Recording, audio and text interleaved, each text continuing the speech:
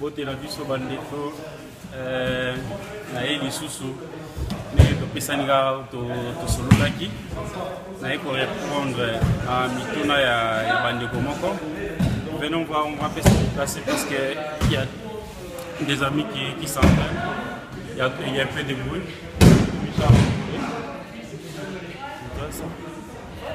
Donc voilà, les gars dans le baki.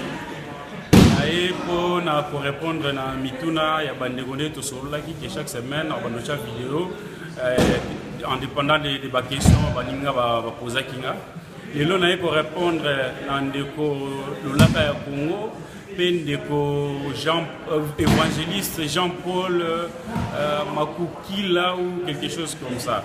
Donc excusez-moi pour nous mais on corriger dans les commentaires comme on a mais naïbi koza évangéliste Jean-Paul Makukina quelque chose comme ça je crois. Ndeko batuna kingai d'exercice bakoyi ko sala pour perdre poids ou soit pour diminuer les boum. Donc où est-ce qu'ils ont qu'à faire na kanga porte c'est moi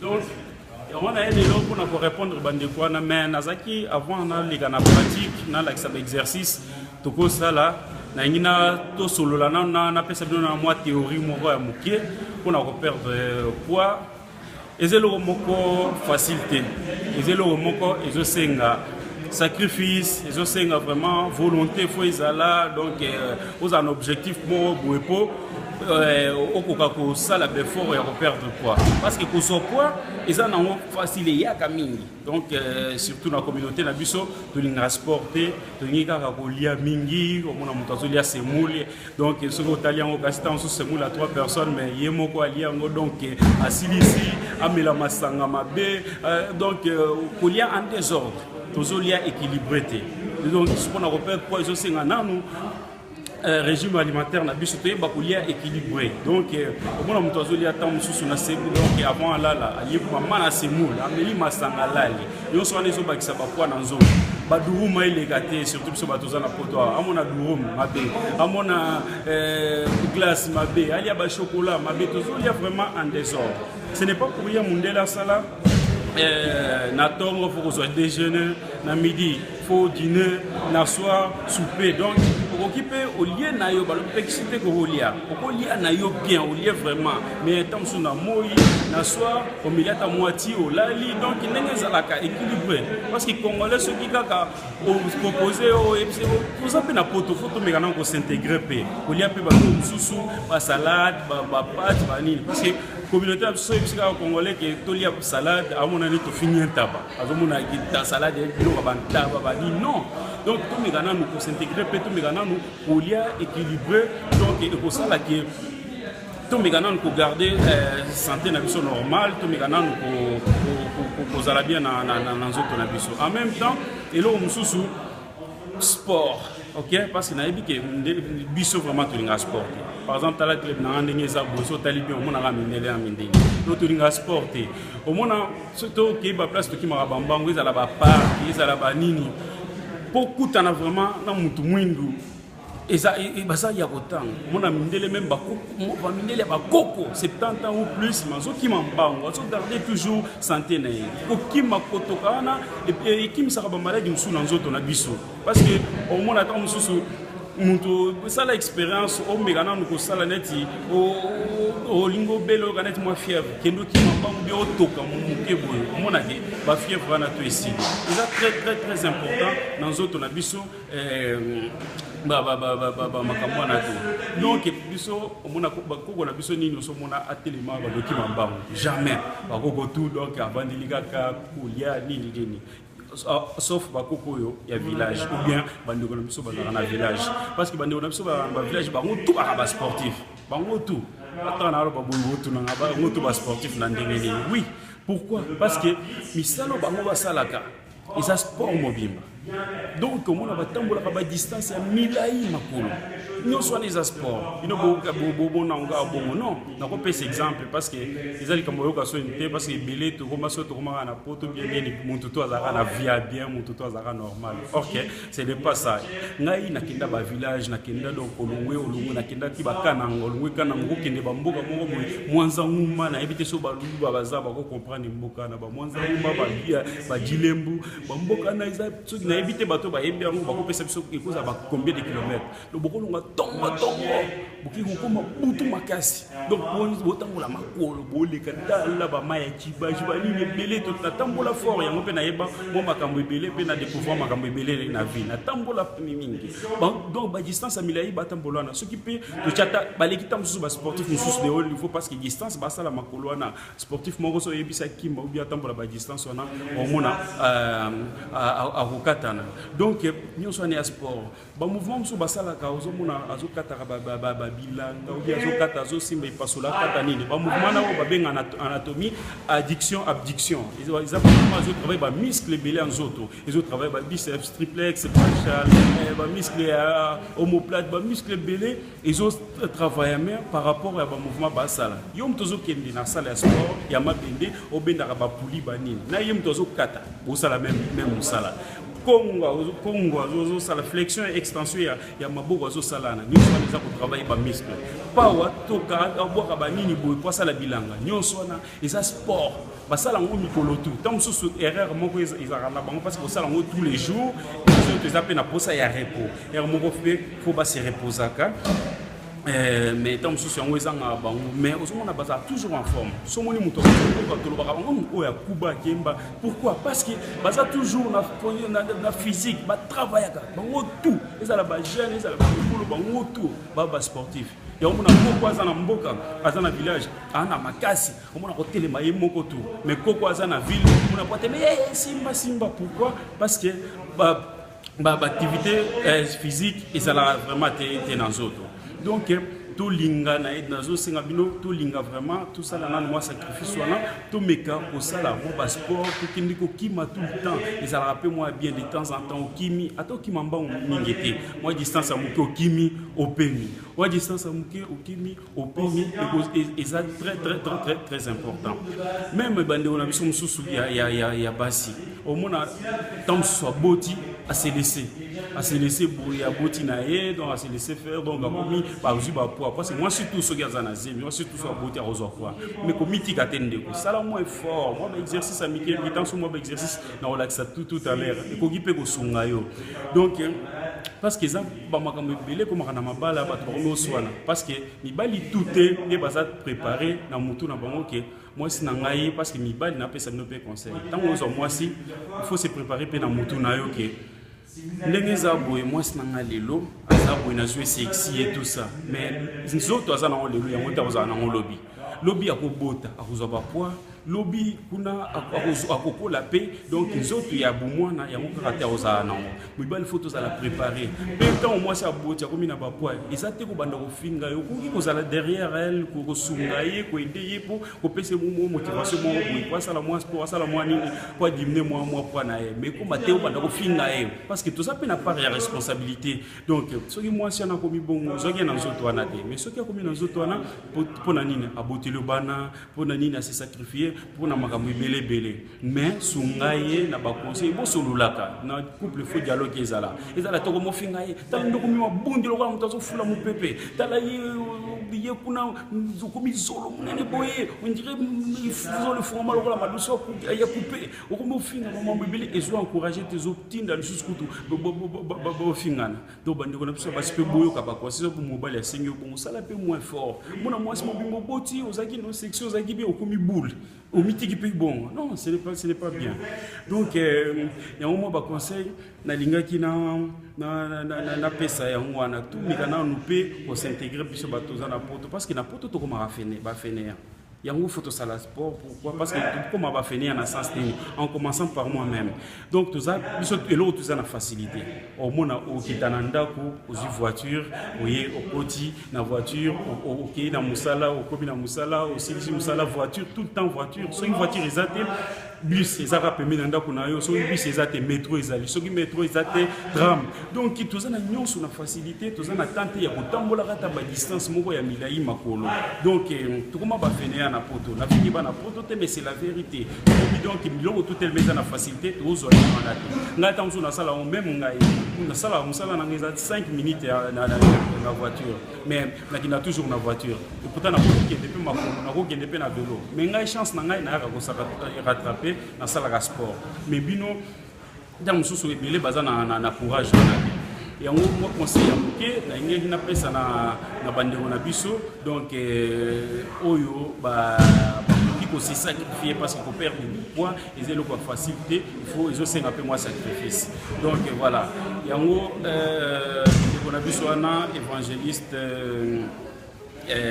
Jean-Paul na ndeko lolaka Congo réponse na bino na pesa bino sikoyo exercice nini beaucoup ça en attendant merci évangéliste ozo like ça exemple que basali ensemble pe encore comme peut musala ensemble libumoye na comprendre donc mabonza bali les okota donc c'est tout à fait normal mais prends soin des autres merci ndenge ozwi souci wana basali ensemble ebele bazaka nasala sport bamona nga musali ensemble pasteur nazote non sport epekisami te sport eza bien mpona nzoto na yo okosala sport lelo ekomi combattant oya bokote lo l'église non na jeune école donc opete mo mouvement combattant pour prendre le paix donc wana jeune école mais un bon pasteur un musali ensemble epekisami te okosala sport namona exemple ya pasteur Freddy donc azalaka non namonaki na sala azosala sport na ye eza mpona kobatela nzoto na yo mabe eza te donc eza mabe te donc merci l'évangéliste na courage ozwi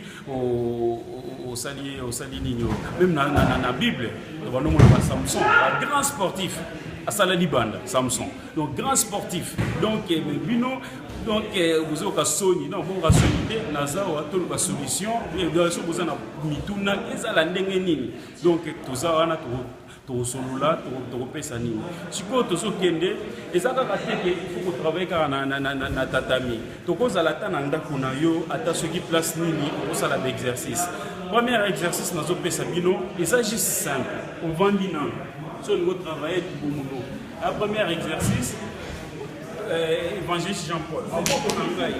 Il vient par ici comme ça, même par là.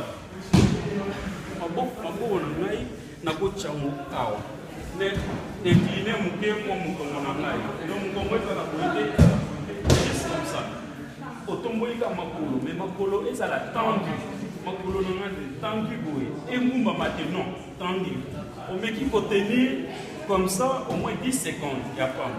Comme les gens ont débutants, comme les gens ont tenir 10 secondes, au moins 10 secondes de coquille, on va dire balancer ma pour le mouquet. Ils ont mata, ils ont quitté, toujours à pousser la position. Donc après 10 on va dire croiser, aux autres croiser. Sans qu'on quitte ça, ma pour le sang, ma pour le mouba, aux autres quitter. On va dire qu'on fléchit, aux autres fléchir, aux autres temps. Donc flexion, extension, caraboué. Donc, 10 secondes, on veut qu'il tenir plus longtemps possible. Seulement, il y a 10 secondes, les autres gâtés, au bâti, si on monte. Attends-moi une minute. Donc, ton premier exercice, la tenir normal. Ok? Après, on a dit balancer. Toujours, on va balancer. On va sentir qu'il faut on va sentir qu'ils ont soin. Ce qu'ils ont soin, c'est bon. Ce qu'ils ont soin, c'est bon. Ce qu'ils ont souhaité, ce n'est pas bon. Donc, on veut contenir. Ce que mon dit est cookie, c'est bon. Au salaire, même exercice, on veut au moins 4 séries. Il y a en 4 séries. Ce qui aussi lycée, au permis à 1 minute, il y a repos. Au bandé, donc première série, 1 minute au permis. Deuxième série, bandé, donc première série, au balancer.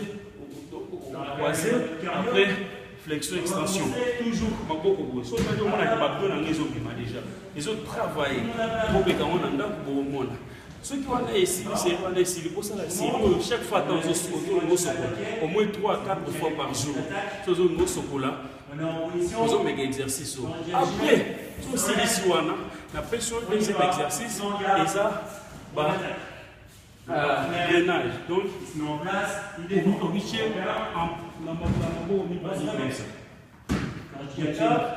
tenir plus longtemps possible. Plus longtemps possible, on met comme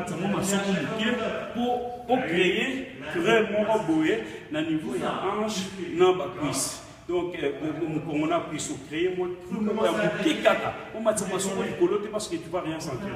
Mais ce que tu es bourré, là, tu sens quelque chose.